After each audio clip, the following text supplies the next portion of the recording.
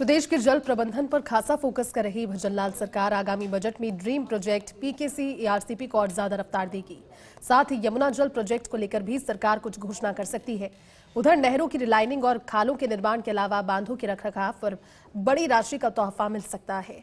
रामगढ़ के जीर्णोद्धार और जयपुर जिले के बांधों के लिए भी घोषणा का इंतजार रहेगा। रिपोर्ट देखिए। भजनलाल सरकार ने पिछले 2 बजट में जल प्रबंधन के लिए बड़ी राशि का प्रावधान किया, जिसका असर धरातल पर दिखाई भी दे रहा है। और इस बजट से भी जल संसाधन विभाग से जुड़ी नई परियोजनाओं की शुरुआत का इंतजार रहेगा। माना जा रहा है कि सरकार जल प्रबंधन को अधिक मजबूत बनाने पर जोर देगी, जिसके तहत जयपुर जिले के रामगढ़ बांध के जीर्णोद्धार की राशि से लेकर नहरी तंत्र को और सुदृढ़ करने की घोषणा हो सकती है।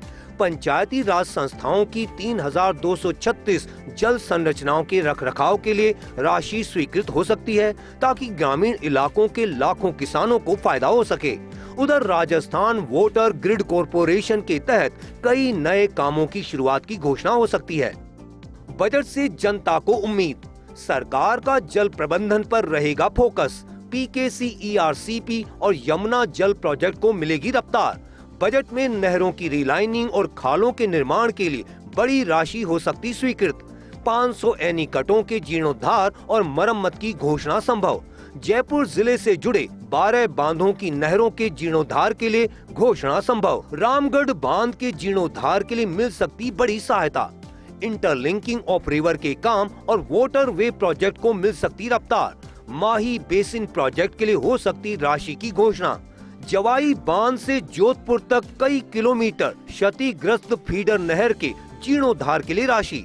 Rajasthan water sector livelihood improvement project के तहत सिंचाई परियोजनाओं के लिए डीपीआर की घोषणा।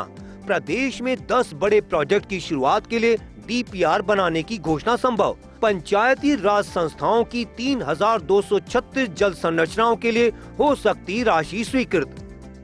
भजनलाल सरकार के ड्रीम प्रोजेक्ट पीकेसी एआरसीपी के फेज 1A और B का काम धरातल पर शुरू हो गया है।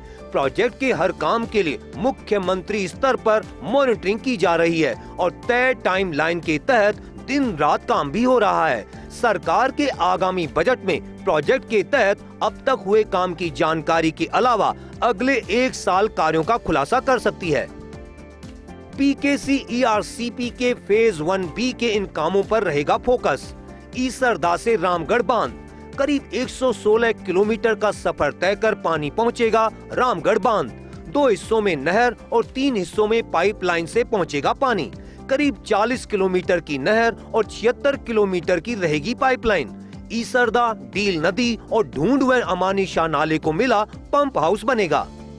करीब 55 MQM पानी पहुंचाया जाएगा रामगढ़ बांध।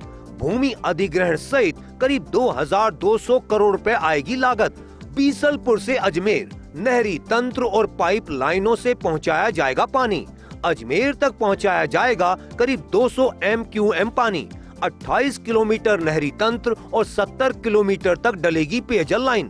टोडी सागर बांध और लांबा हरि सिंह बांध पर बनेगा पंप हाउस। भूमि अधिग्रहण सहित करीब 4700 करोड़ रुपए आएगी लागत। ईसरदा से बंद बरेठा नहरी तंत्र से पानी पहुंचाया जाएगा बंद बरेठा बांध। करीब 190 किलोमीटर का सफर तय कर पहुंचेगा पानी। करीब 25 MQM पानी पहुंचाया जाएगा बंद बरेठा। खोरा चैनपुरा से होता हुआ बंद बरेठा पहुंचेगा पानी। करीब 2250 करोड़ रुपए के जारी किए गए हैं टेंडर। खोरा चैनपुरा से अलवर नहरी तंत्र और पाइप लाइनों से पहुंचेगा बांध तक पानी। 3 टुकड़ों में करीब 8 किलोमीटर तक बनेगी टनल। 107 किलोमीटर तक नहरी तंत्र और 14 किलोमीटर डलेगी पाइपलाइन। करीब 130 किलोमीटर का सफर तय कर पानी पहुंचेगा। करीब 3450 करोड़ रुपए के जारी किए टेंडर।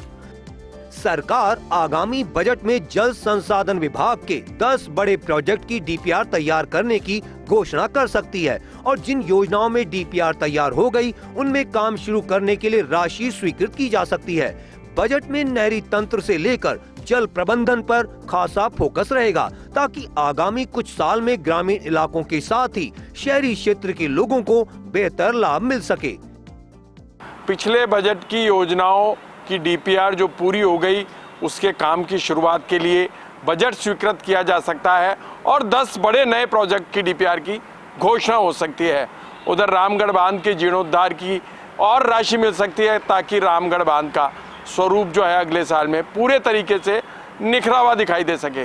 देखने वाली बात यह रहेगी कि जल प्रबंधन के लिए सरकार अपने बजट में क्या कुछ प्रावधान रखती है। कैमरामैन साहिल के साथ Vinod Singh Chauhan, first India news, Jaipur.